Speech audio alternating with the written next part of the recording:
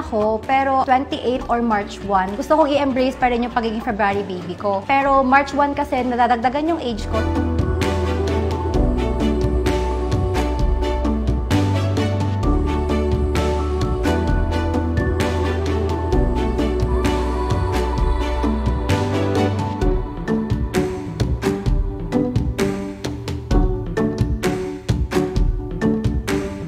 Under the law sa Civil Code, 365 days, yun yung kinakount for legal age. Sa years na walang Feb 29, March 1 yung birthday nyo, mag-age pa rin sila normally. So kung ano yung mga karapatan na ma-achieve mo lang pag 18 ka, makukuha mo pa rin 18 years.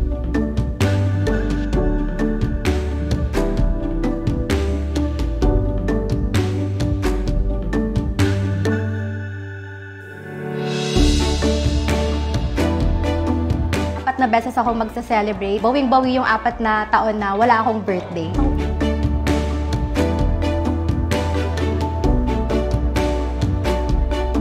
Unique person. Kasi pag may nagtatanong ng birthday ko, bigla nilang marirealize na, hala, adi leap year ka. Ikaw pa lang yung kilala kong ganyan.